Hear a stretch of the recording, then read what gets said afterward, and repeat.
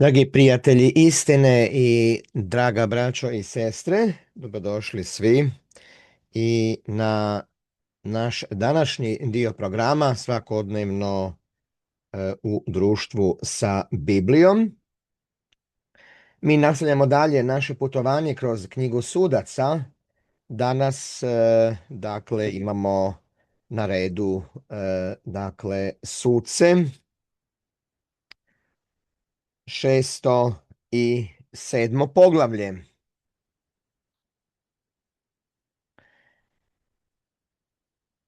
Posebno bi se obratio vama, draga braćo i sestre, u Gospodinu, koji ste sudionici u nebeskom pozivu zajedno sa mnom.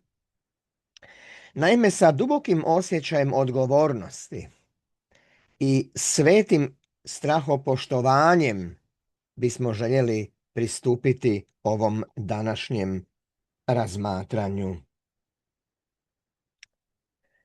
Nalazimo se u vremenu koje su proroci i pravednici davnih dana željeli vidjeti, a nisu vidjeli.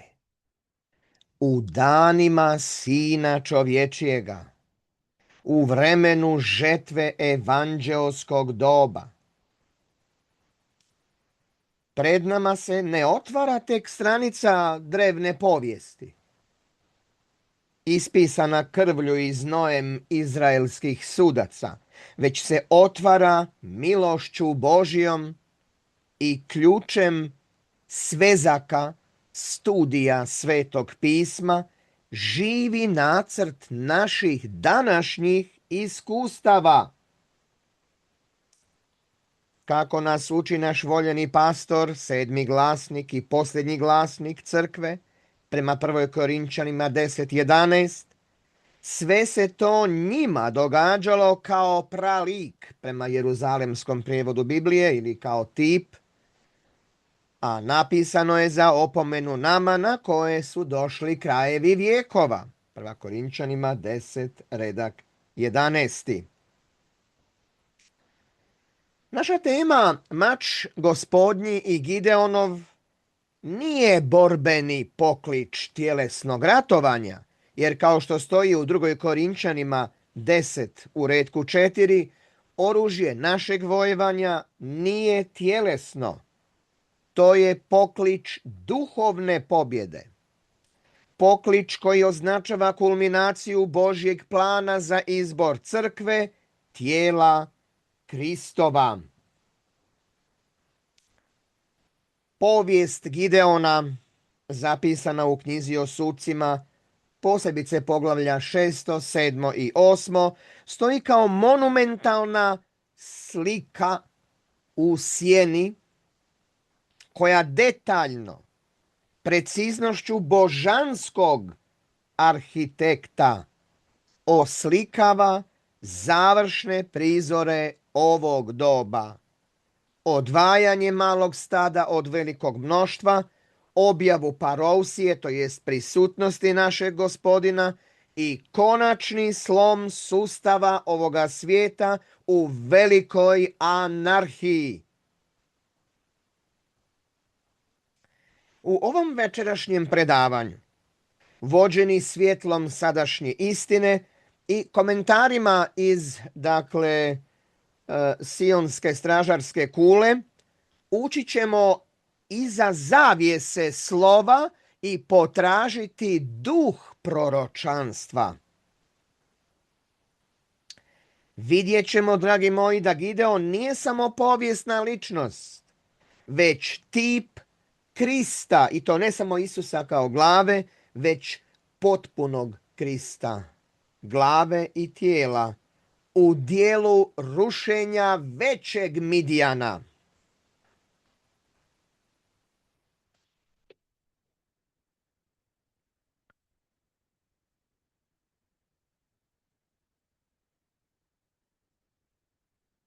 Povijest započinje mračnom slikom, braćo i sestre.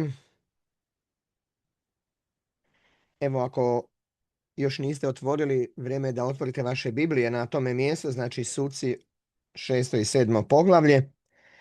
U Sucima u 6. poglavlju u prvom retku čitamo, znači Suci 6, 1.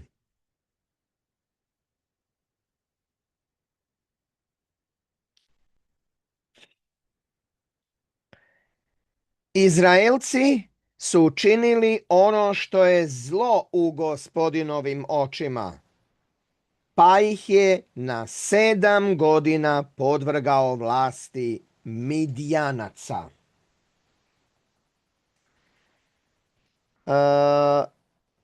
Tko su Midijanci u tipu, da se malo upoznamo sa njima? Ime Midijan znači svađa ili sukob. Oni predstavljaju one sile, zablude, svjetovnosti i tjelesnosti koje su ugnjetavale pravi Božji narod, duhovni Izrael. Pastor Russell, 7. glasnik crkve, nas uči da brojevi u Bibliji nisu slučajni. Ovih 7 godina midjanskog ropstva nije samo kronološki podatak. To je proročanski kod. U biblijskoj simbolici, braćo i sestre, vrijeme često označava godinu dana. Od 360 dana, to jest proročanskih godina. 7 doslovnih godina ugnjetavanja nad tipskim Izraelom ovdje stoji kao slika 7 simboličnih vremena velikog razdoblja, takozvanih vremena pogana ili vremena neznabožaca, kako se još to naziva u Bibliji, 2520 godina. Znači 7 puta 360 jednako je 2520 godina, tijekom kojih je Božji narod bio podložan vlasti svjetovnih carstava i još specifičnije pod duhovnim ugnjetavanjem Antikrista, papinskog sustava, tijekom mračnog srednjeg vijeka. Kao što su Midijanci dolazili kao skakavci i uništavali plodove zemlje, tako su i sustavi zablude stoljećima dolazili i uništavali pšenicu, duhovnu hranu riječi Božje. Pravi kršćani su bili prisiljeni povući se u pećine i utvrde, u osamu, u tajnost, daleko od javnih trgova nominalnog kršćanstva, kako bi sačuvali čistoću svoje vjere. Pogledajte zajedno sa mnom dalje što kaže tekst u Sucima 6, redak 2. Kaže, što im je bilo vrlo teško, Izraelcima, u tipu. U strahu od Midijanaca Izraelci su se skrivali po brdima, u špiljama i na drugim teško pristupačnim mjestima. Nije li to vjerna slika crkve u pustinji, braćo i sestre, o kojoj govori Otkrivenje u 12. poglavlju? Koja podudarnost, koja paralela, zar ne?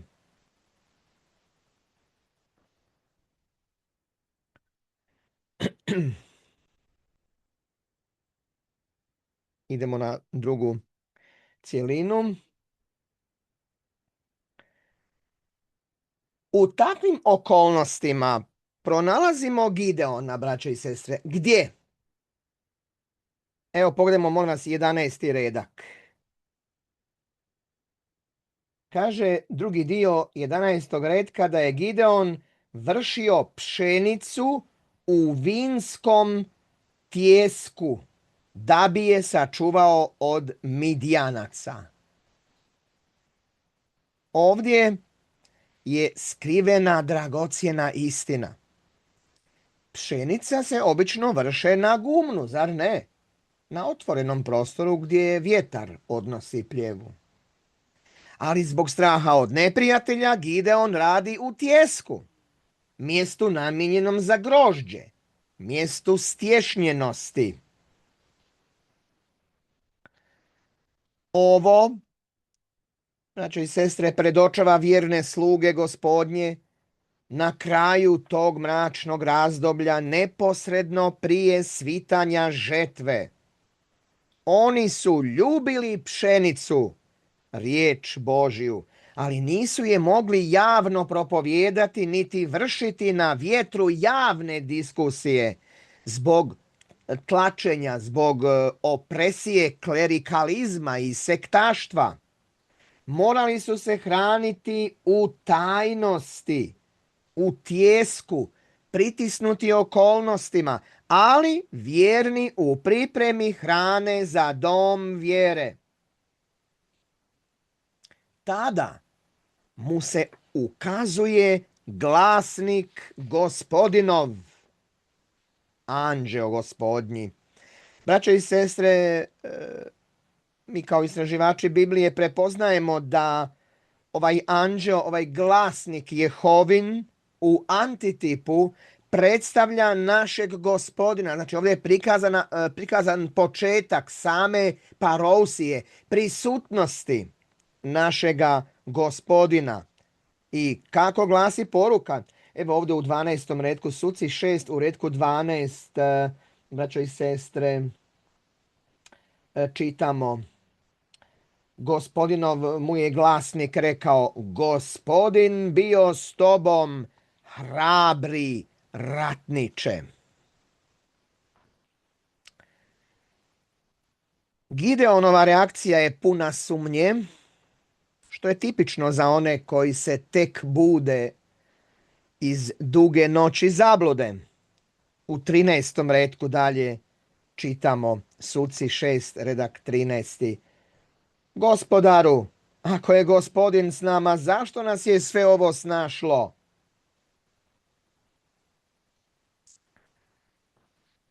Da, Gideon gleda na vanjske okolnosti, na silu Midjanaca, na slabost Izraela, ali Gospodin Bog svemogući gleda na njega i kaže, vidite ovdje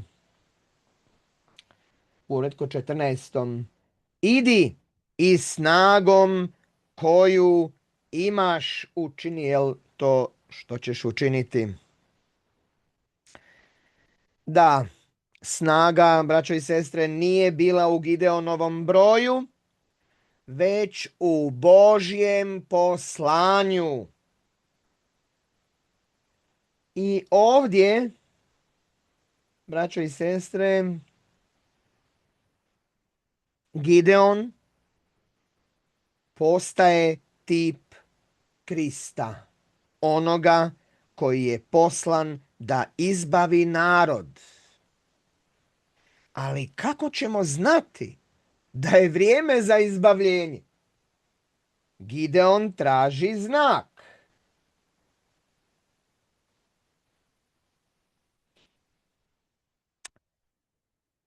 I što on čini?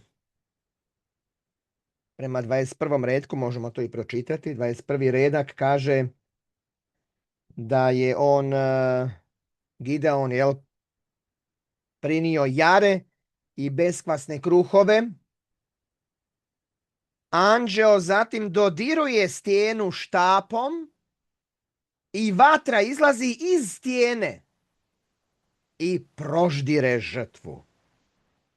Ovo, braćo i sestre, je temelj svakog pravog odnosa s Bogom. Prihvaćanje žrtve.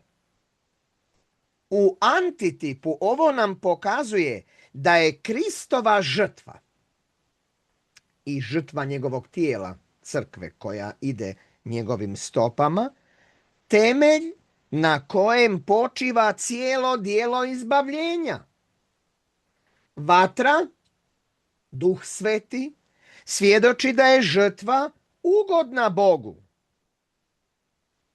Tek nakon što je žrtva prihvaćena, Gideon može graditi oltar Jehova Šalom i krenuti u rušenje Bala.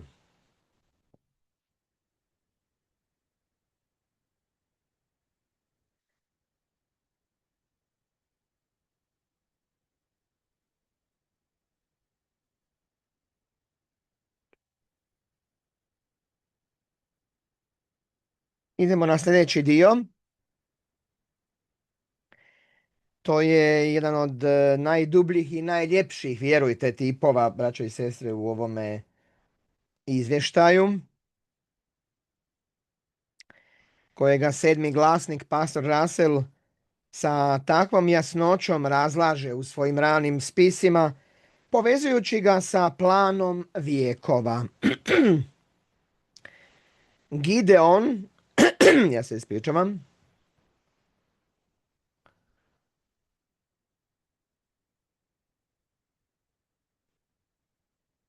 Gideon, želeći dvostruku potvrdu da će Bog spasiti Izraela njegovom rukom, što radi? Postavlja runo od vune na gumno.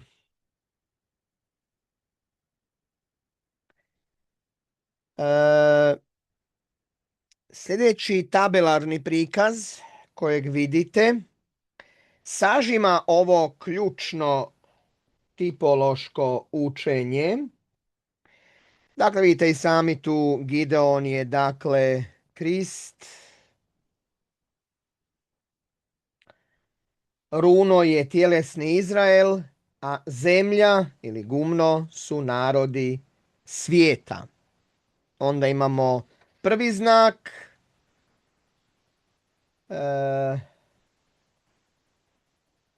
mokro runo, suha zemlja. To predstavlja židovsko doba. To je prvi znak, jel?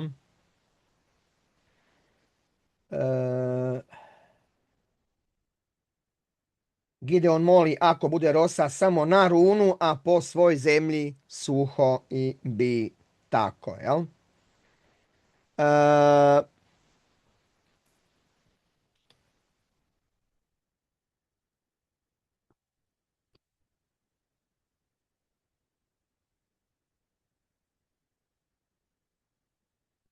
U stvari, tijekom tog razdoblja od Mojsija do Krista, Božja milost i istina predstavljeni sa rosom bile su stvarno ograničene isključivo na jednu naciju, Izrael, runo. Jel?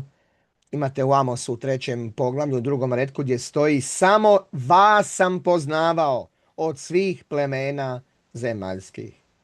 Dok je, znači, Izrael bio natopljen proročanstvima, zakonom i obećanjima, svi ostali narodi, dakle zemlja, gumno, bili su suhi, bez Boga i bez nade u svijetu, u tami poganstva.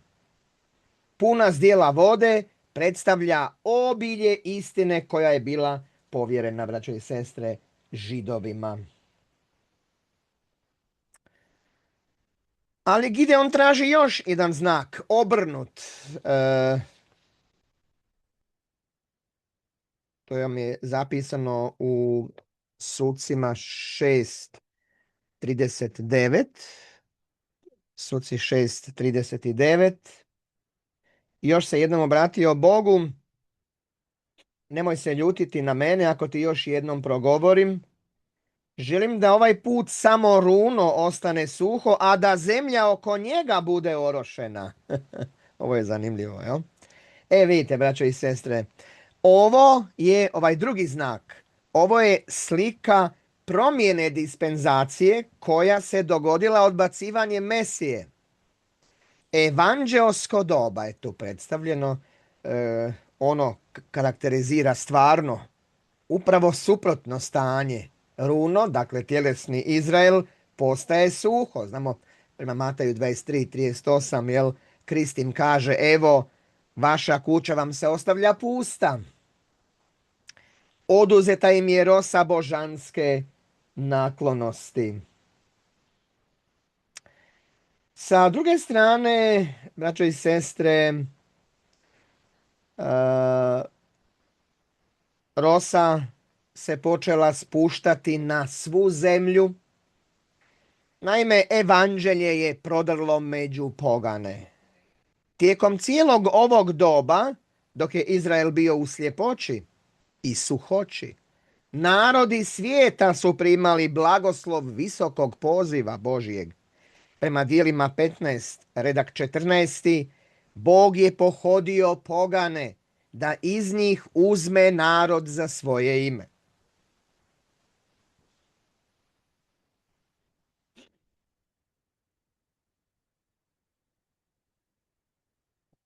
Ovaj dvostruki znak Gideonu, a time i klasi Gideona u žetvi, daje, dragi moji, nepokolebljivu sigurnost.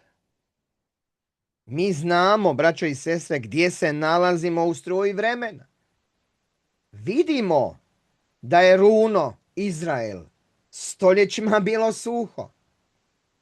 Ali sada, u osvit tisućugodišnjeg kraljevstva, vidimo znakove ponovnog vlaženja runa, povratak Izraela u svoju zemlju, cionizam, što nam govori da je žetva evanđeoskog doba pri kraju.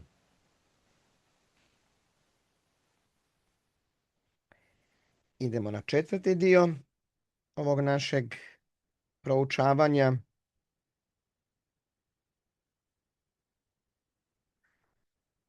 Ohrabren znakovima Gideon podiže vojsku.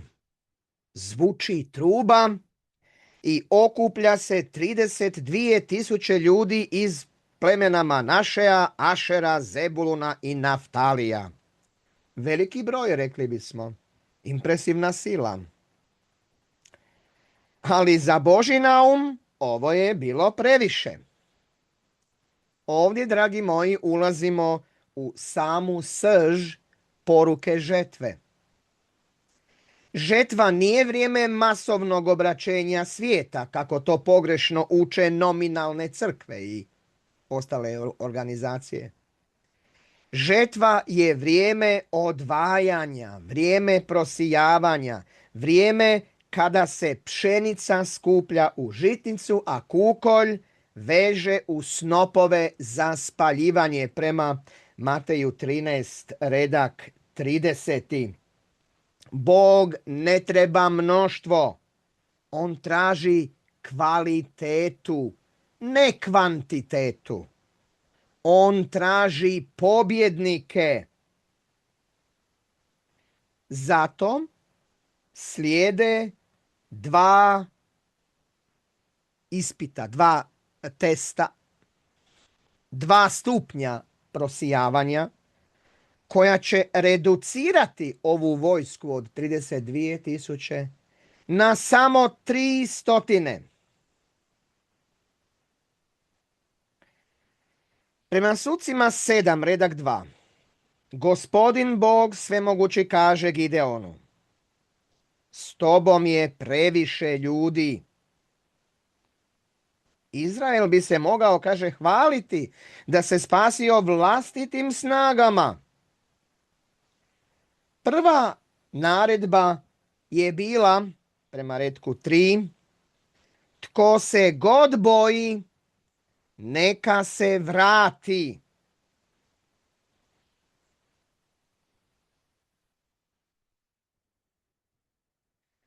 Rezultat je bio šokantan, braćo i sestre. 22.000 ljudi se vratilo. Ostalo ih je samo 10.000. Što ovo znači za nas? U nominalnoj crkvi, koju predstavlja tih 32.000 pozvanih, velika većina predstavlja, ili točnije rečeno, pripada klasi onih koji su strašljivi. Iako su čuli poziv, iako su možda krenuli za većim Gideonom, Kristom, nemaju hrabrosti suočiti se sa posljedicama koje donosi potpuno posvećenje istini. Ja čak osobno poznajem neke od tih, jer sam nekada zajedno s njima pripadao istoj organizaciji. Oni su nažalost ostali tamo unutra zbog jednog od ovih razloga koje ćemo ovdje navesti. Boje se gubitka ugleda u društvu. Boje se isključenja iz svojih sinagoga ili denominacija. Boje se prijekora svijeta. Boje se divova ili protivnika u zemlji. Njihova vjera nije dovoljna za pobjedu koja pobjeđuje svijet, prema 1. Ivanovoj 5, redak 4. I tako vidite, oni otpadaju u prvom krugu.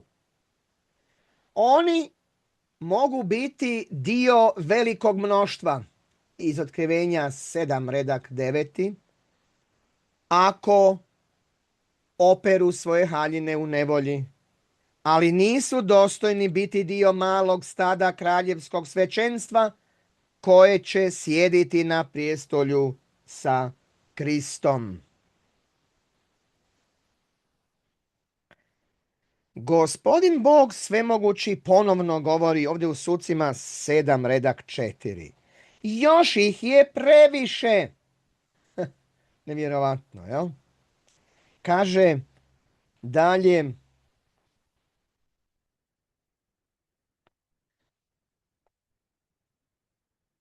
povedi ljude prema vodi, pa ću ih tamo iskušati. Ovdje, dragi moji, dolazimo do najsuptilnijeg, ali najvažnijeg ispita. Najvažnijeg testa za Gideonovu četu u ovim posljednjim danima.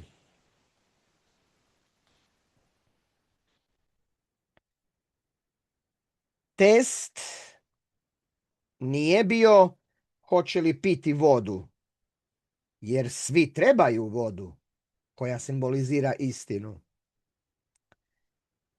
za život. Test je bio u načinu na koji su pili tu vodu.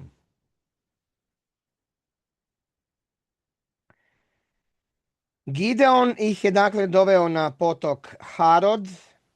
Većina njih, pazite ovo, većina njih, 9700,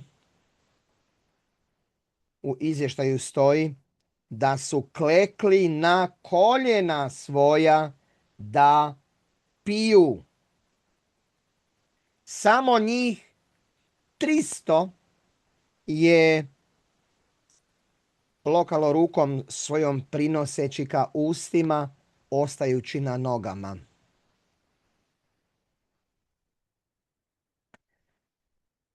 Sedmi glasnik crkve, pastor Russell, u člancima Sionske stražarske kule, evo ja ću vam reći točno reprint stranica 5607 i 1875, daje briljantno tumačenje ovog događaja koje je ključno za naše razumijevanje budnosti.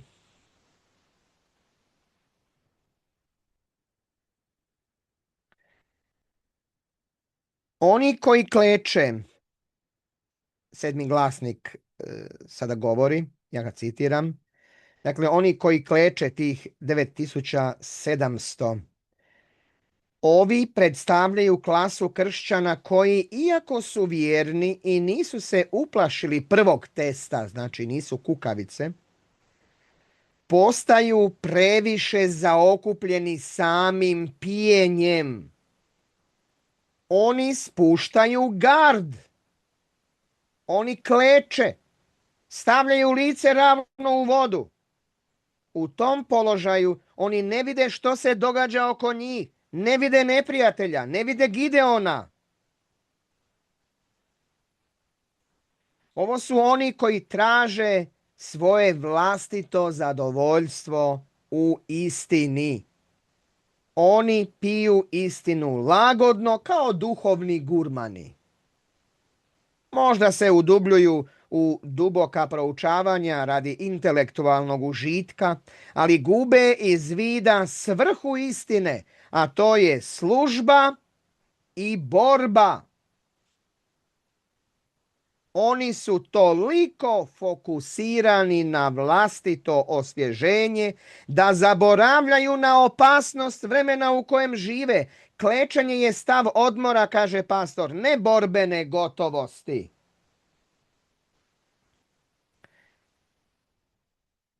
U Sucima 7, redak 5 se spominju oni koji piju lapčući poput psa. To može zvučati pogrdno, braćo i sestre,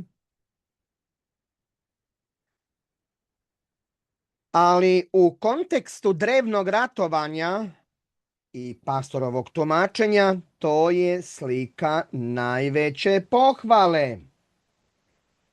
Kako pas pije u opasnom području? On ostaje na nogama. Njegovi mišići su napeti, spremni za skok. On ne uranja glavu i oči u vodu. On jezikom brzo uzima vodu, lapće, dok mu oči šaraju okolo, uši su načuljene, prateći svaki pokret svog gospodara i svaki šum neprijatelja.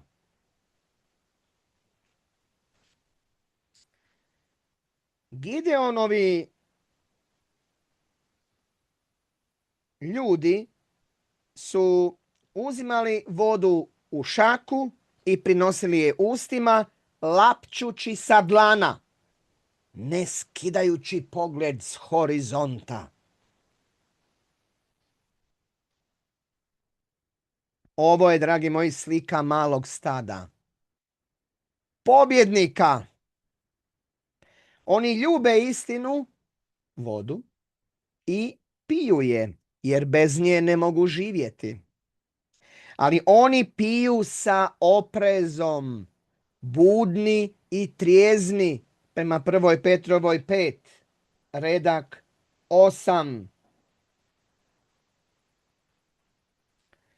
Oni ne dopuštaju da ih uživanje u blagoslovima učini nespremnima za službu. Oni su spremni na pokretu svakom trenutku. Oni iskupljuju vrijeme jer su dani zli. Njihov stav je stav gotovosti. Oni uzimaju istinu da bi ih ona ojačala za borbu, a ne da bi u njoj samo uživali dok neprijatelj napreduje.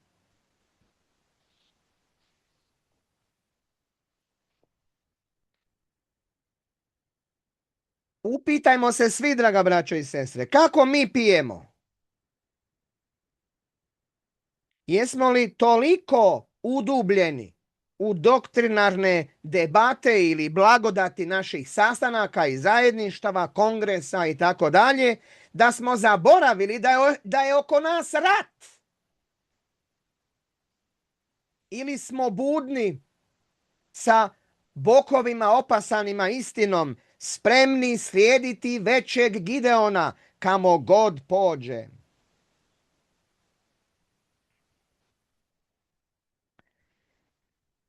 Idemo na 5. cjelinu.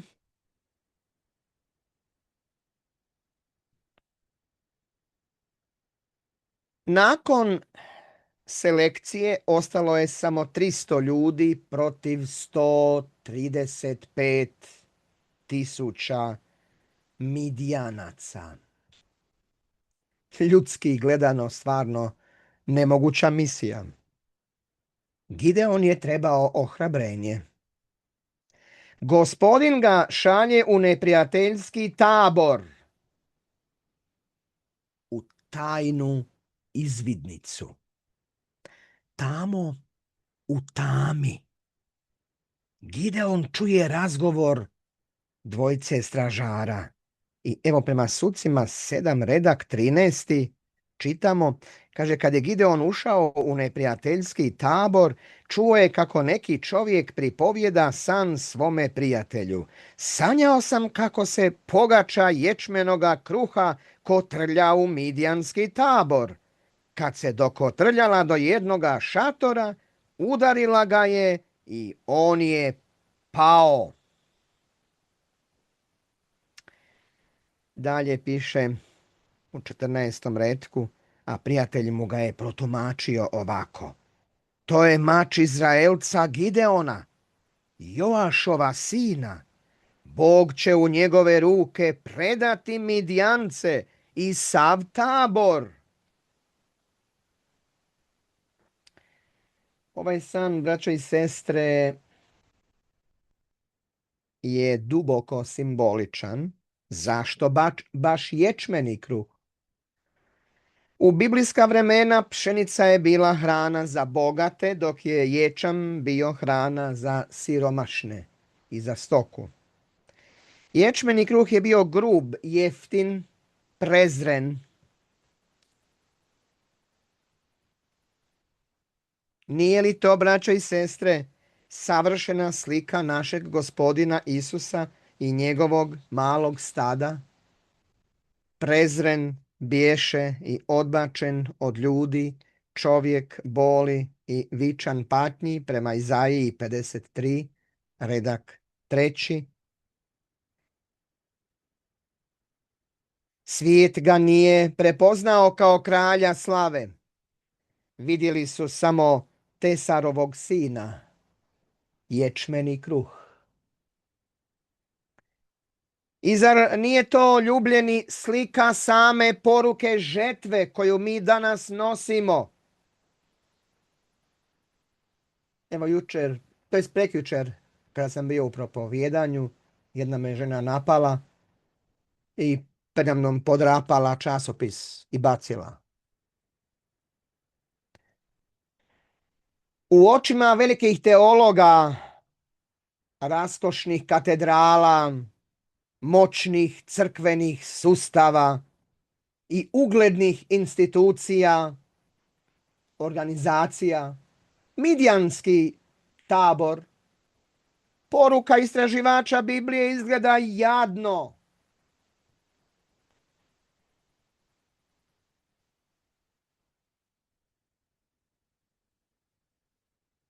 Mi nemamo akademske titule. Tako mi je rekla ta žena. Tko si ti? Tko si ti? Prije nego je podrapala poruku žetve i bacila u smeće predamnom. Ko si ti?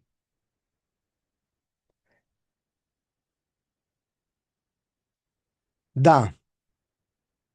Naša literatura, naši traktati, naše propovjedanje, sve to u očima svijeta izgleda kao, braćo i sestre, taj prezreni, bezvrijedni ječmeni kruh.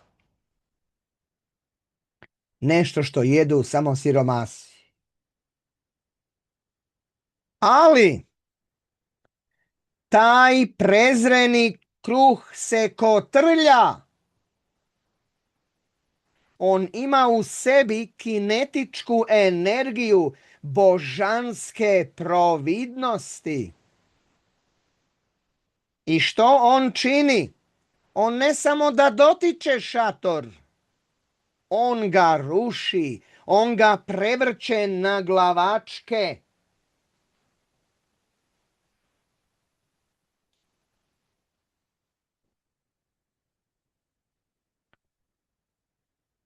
Šator ovdje predstavlja organiziranu silu zablude, nominalne vjerske sustave koji su se osigurali i utvrdili. ovaj san nam govori da, kao što piše u prvoj Korinčanima 7, prva Korinčanima 1, redak 27, da Bog koristi lude stvari ovoga svijeta da posrami mudre i slabe stvari da posrami jake.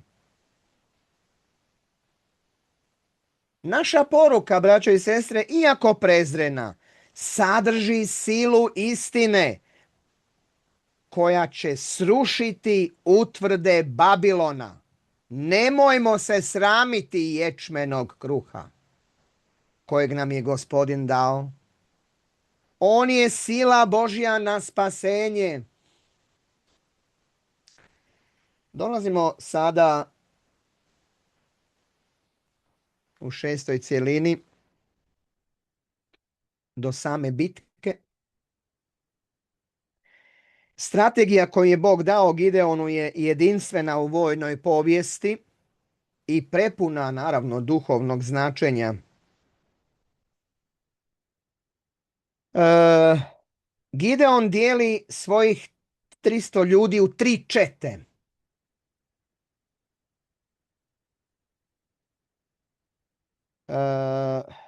Nema mačeva, nema koplja, nema štitova. Njihovo naoružanje se sastoji od 3 neobična predmeta. Prvo, truba u desnoj ruci.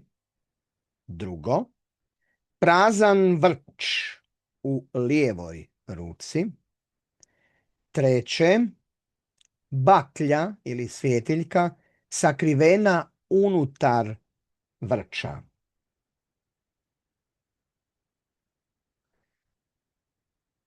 Ovo je, dragi moji, naoružanje Gideonove čete u žetvi.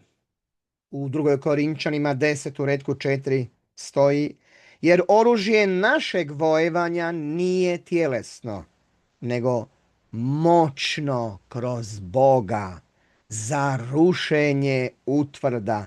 Razmotrimo sada, molim vas, u nastavku svaki element.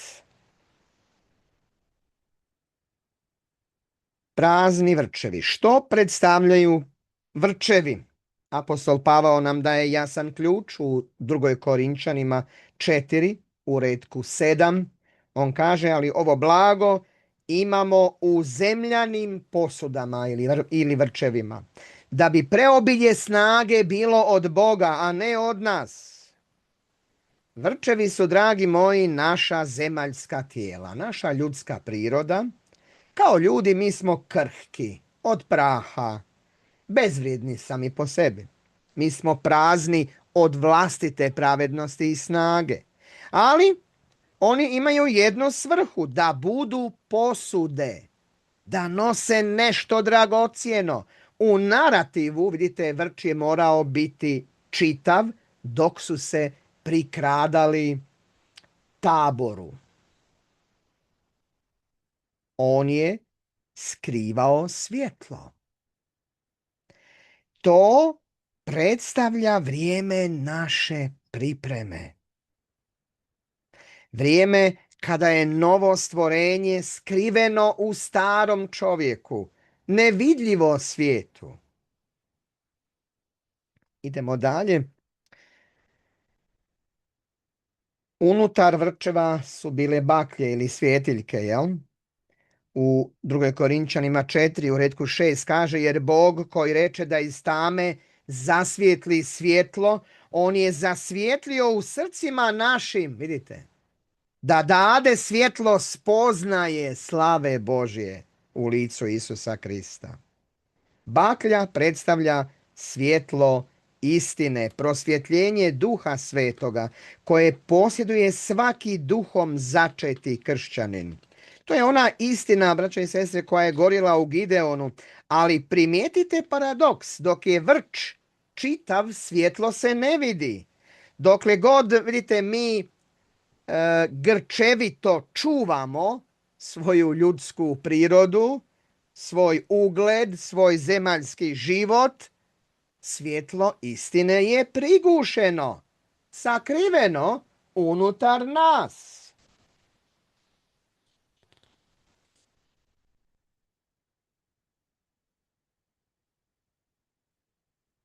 Kada je došao trenutak napada u početku srednje straže, Gideonova naredba je bila: gledajte u mene i činite isto. Razbijte vrčeve. Ovo je, braćo i sestre, ključna lekcija žrtve i posvećenja. Da bi svjetlo zasjalo punim sjajem u tami ovoga svijeta, vrč se mora razbiti. Mi ne možemo sačuvati svoje vrčeve, naše zemaljske interese, znate, naše ambicije, naš komoditet i istovremeno pustiti da svjetlo sadašnje istine obasja svijet. Ne. Razbijanje vrča je slika našeg žrtvovanja do smrti. To je ono što apostol Pavao naziva u 2. Korinčanima 4 u retku 10. Kaže: uvijek noseći u tijelu umiranje Gospodina Isusa. Vidite, da bi se i život Isusov očitovao u našem tijelu. Kada se mi trošimo i bivamo potrošeni u službi istine, kada žrtvujemo svoj glas, svoje vrijeme, svoj novac, svoj ugled radi poruke, mi razbijamo vrč. I tek tada, u tom činu žrtve, svjetlo, braćo i sestre, bljesne i postaje vidljivo svima. Svijet vidi našu vjeru tek kroz našu žrtvu.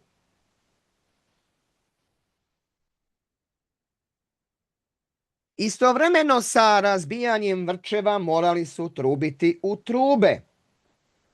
Truba je simbol objave poruke. Nije dovoljno samo imati svjetlo, dakle znanje, i žrtvovati se, razbijati vrč. Mora postojati i zvuk. U 1. Korinčanima 14 u retku 8 stoji: ako truba daje nesiguran glas, tko će se spremiti za boj? Trubljenje predstavlja naše javno svjedočenje. Mi moramo objavljivati, braćo i sestre, prisutnost kralja, pad Babilona i uspostavu kraljevstva. To nije tiha pobožnost. To je glasan, jasan, usklađen zvuk koji remeti san onih koji spavaju u tami. Svih 300 truba zvučalo je kao jedna. To govori o jedinstvu poruke koju malo stado objavljuje u žetvi. Skladna poruka istine koja dolazi iz svezaka studija Svetoga pisma i riječi Božije. I dok su vrčevi pucali, a trube ječale, iz 300 grla se orio povik: mač Gospodnji i Gideonov, prema Sucima 7, redak 20. Primijetite poniznost i poredak. Prvo Gospodnji ili Jehovin, a zatim Gideonov. Mi priznajemo da je sva snaga i pobjeda od Jehove Boga, ali priznajemo i njegovog imenovanog vođu, većeg Gideona, koji je tip našeg Gospodina Isusa Krista. Mi ne propovjedamo sebe, nego Krista. Ali isto tako ne sramimo se priznati instrumente koje Gospodin koristi. Pobjeda dolazi kroz većeg Gideona, Krista, i njegovo tijelo, četu. U ovom pokliču mi se identificiramo s našim kapetanom. Kakav je bio rezultat, braćo i sestre, ove iznenadne, bučne i svijetle strategije usred noći? Da li je 300 ljudi moralo jurišati u dolinu i mačevima klati 135.000 neprijatelja? Ne. Pismo kaže ovdje u 21. redku, Suci 7, redak 21. kaže, dok su Izraelci stajali oko tabora, u taboru je nastala trka, vika i bježanje. Oni se nisu micali, vidite. Nisu jurišali. Samo su stajali, držali visoko svoje baklje, svjetlo, trubili u trube, objavljivali istinu i vikali.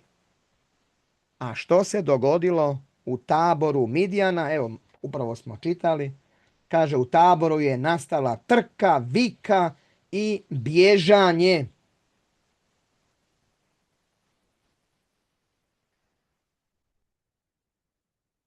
I također u retku 22, Suci 7.22 kaže, a kad su zatrubile 300 rogova, Gospodin je učinio da oni u taboru okrenu mačeve jedan na drugoga.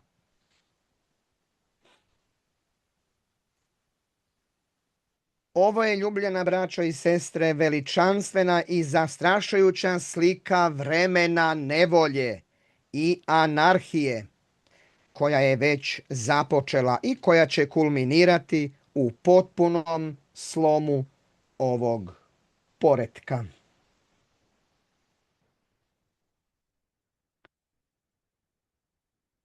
Naša zadaća, braćo i sestre, kao crkve u žetvi nije da fizički rušimo vlade, da dižemo revolucije ili da se borimo tjelesnim oružjem protiv sustava zablude. Ne. Naša zadaća je da, pod broj 1, stojimo na svojem mjestu u vjeri i posvećenju. Pod broj 2, pustimo da svjetlo svijetli kroz naš život i žrtvu. I broj 3, trubimo istinu, svjedočimo o Božjem planu. Braćo i sestre, kada svjetlo istine bljesne u tami ovoga svijeta kroz objavu prisutnosti kralja, ono razotkriva korupciju, nepravdu, laž i licemjerje sustava, političkih, vjerskih, financijskih. To iznenadno svjetlo usred noći izaziva paniku među onima koji su u tami. Rezultat? Anarhija. Elementi ovoga svijeta okreću se jedni protiv drugih. Svaki čovjekov mač protiv brata njegova. Klasa protiv klase. Kapital protiv rada. Nacija protiv nacije. Jedna frakcija zablude protiv druge. To je ono što 7. glasnik crkve, pastor Russell, u 4. svesku naziva bitka velikoga dana Boga svemogućeg.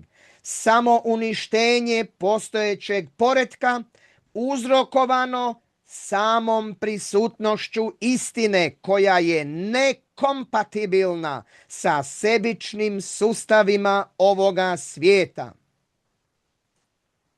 Dok se oni međusobno uništavaju u svojoj zbrci i strahu, Gideonova četa, crkva, stoji na visini, sigurna, svjetleći i slaveći pobjedu koja je od Jehove i od većeg Gideona, našeg kapetana.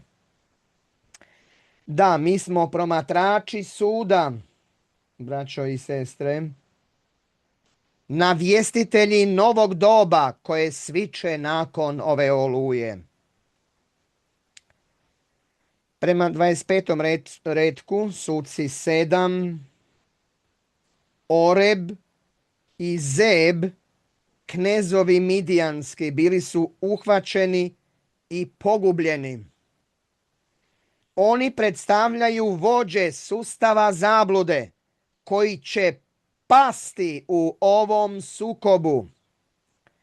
Oreb znači gavran, ptica grabljivica, a Zeb znači vuk. Pitam vas, nisu li to prikladna imena za karakteristike sustava koji su stoljećima pljačkali i razdirali stado Božje? Njihov kraj je siguran.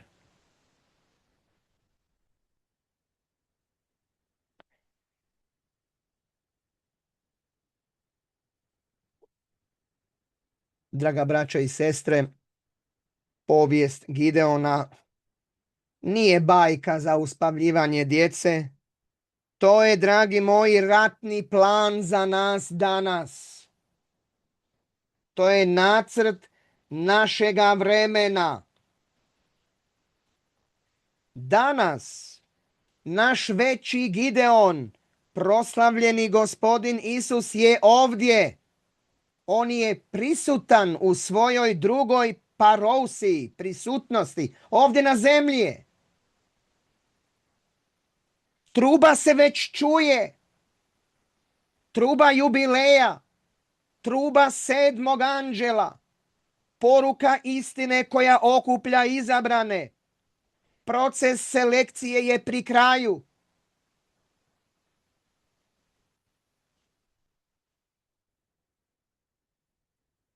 Mnogi su se odazvali pozivu. 32.000. Ali su se povukli pred strahom. Mnogi su ostali, ali su kleknuli na vodama istine. Postali su nemarni, opterećeni brigama ovoga života, pijući istinu samo za svoju ugodu, ne mareći za hitnost službe.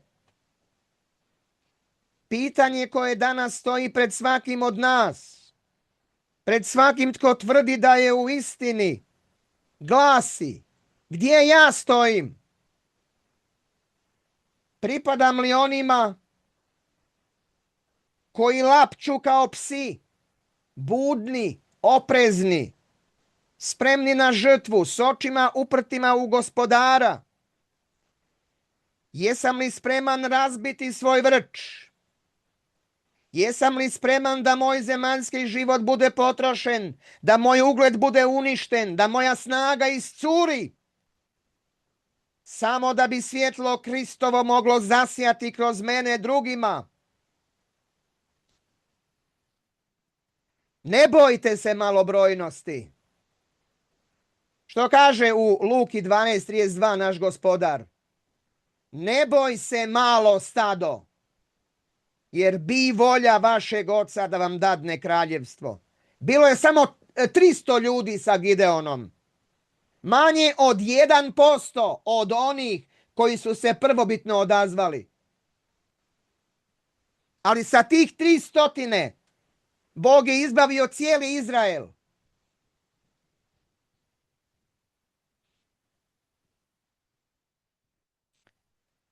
Tako će i sa malim stadom, kada bude bilo proslavljeno sa Kristom, blagosloviti sve obitelji zemaljske u dolazećem dobu obnove.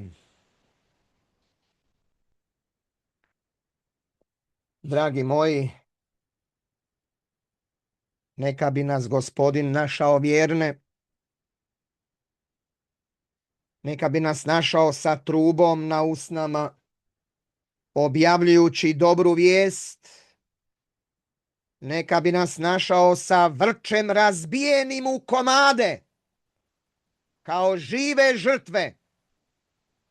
I neka bi nas našao sa bakljom koja visoko plamti, vičući pobjednički poklič vjere: mač Gospodnji i Gideonov. Amen.